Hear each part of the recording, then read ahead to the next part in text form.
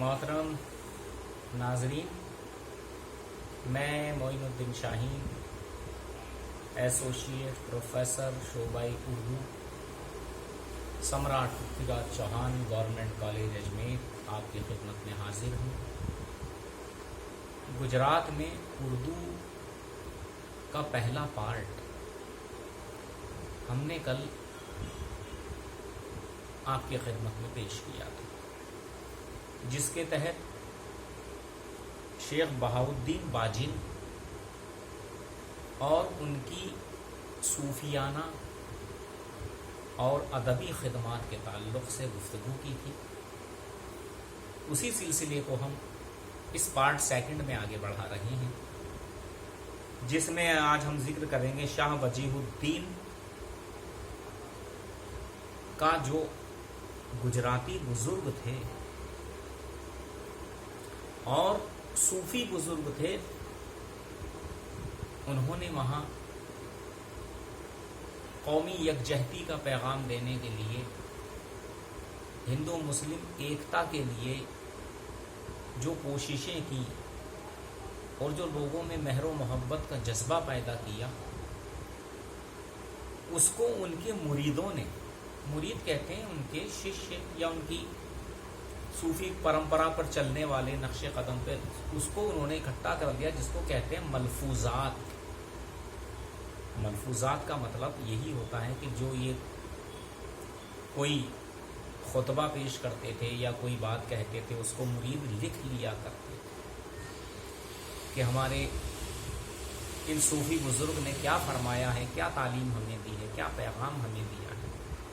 तो ये मलफूजात का लफ्ज़ जगह जगह आता है, जैसे सूफ़ी हमीदुद्दीन नागौरी के मलफूजात, हज़रत निज़ामुद्दीन औलिया के मलफूजात, ख्वाजा मोइनुद्दीन चिश्ती के मलफूजात। तो मलफूजात का मतलब यही होता है कि जो उन्होंने शिक्षाएं, जो तालीमात लोगों को पेश की, तो लोग उसको अपनी बियाज में, डायरी में, रजिस्टर में या कागज़ पर नोट कर लिया करते हैं और उसी की बुनियाद पे बाद में किताबें छप जाती हैं। तो इनके मलफूजात को जमा किया। मलफूजात को समझाना बहुत ज़रूरी था और इन मलफूजात की ज़बान हिंदवी बताई गई है और जो अल्फाज और फ़िक़रे उन्होंने इस्तेमाल किए वो भी हिंदवी ज़बान से मुताबिक। आप कहेंगे हिंदवी क्या है भाई? मैंने उर्दू ज़बान के आगाज़ और इर्तिक़ा का जब जायज़ा ले रहे थे, तब आप पर ये बात रोशन की थी कि उर्दू को मुख्तलिफ़ ज़मानों में मुख्तलिफ़ नामों से मौसूम किया गया। हिंदी, हिंदवी, हिंदुस्तानी, उर्दू मुअल्ला, ज़बान रेख्ता। तो ये हिंदवी भी ऐसी ज़बान थी, यानी जो हिंदी और उर्दू का मिला जुला रूप। हिंदुस्तान की मुख्तलिफ़ इलाक़ों की मिली जुली ज़बानें, उसमें मराठी भी है, गुजराती है, राजस्थानी है, हरियाणी है, मेवाती है, दक्कनी है। तो ये वो ज़बान। दूसरे बुज़ुर्ग वहाँ थे शेख मोहम्मद चिश्ती। खूब मोहम्मद चिश्ती पूरा नाम था इनका, लेकिन वो शेख हज़रत चिश्ती के नाम से मशहूर हुआ। चिश्ती का मतलब आप समझ ही गए, ये चिश्तिया सिलसिले से ताल्लुक़ रखते थे। अहमदाबाद के मशहूर सूफिया इकराम में आपका शुमार होता है। आप ने 1614 ईस्वी में इंतकाल फरमाया और आपकी 3 किताबें हमें मिलती हैं, जो तीनों मसनवियाँ हैं। खूब तरंग, इसमें तसव्वुफ़ से मुताल्लिक छोटी छोटी हिकायतें। अब हिकायतें क्या है भाई? हिकायत कहते हैं स्टोरी, कहानी, कथा। दूसरा उन्होंने बोला छंद, छंदा।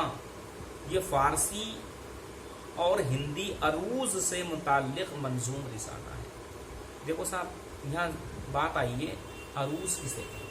अंग्रेजी में प्रोसोडी कहते हैं, हिंदी में इसको कहते हैं छंद विधान। यानी शायरी या काव्य या पोएट्री को किस कसौटी पे आप नापने की कोशिश करेंगे, वो ये है छंद विधान। दूसरा भेदभाव। अब भेदभाव क्या है? ये इल्मे बदी से ताल्लुक़ रखती है। इल्मे बदी किसको कहते हैं? आप फर्स्ट ईयर से पढ़ते हैं। तशबीह, तलमी, इस्तियारा, तज़ाद, हिंदी में इसको कहते हैं उपमा, उत्प्रेक्षा, अतिशयोक्ति, ये इल्म बदी है। इल्म बदी यानी कलाम की खूबियों को जो का इल्म कराता वो इल्म बदी है। और आपने भी अपनी ज़बान को गुजराती कहा है, उर्दू नहीं कहा है। लेकिन चूंकि जब बाद में उर्दू पैदा हुई तो उसने हिंदुस्तान की हर ज़बान से कुछ ना कुछ लिया, इसलिए ये गुजराती का भी हिस्सा है और उर्दू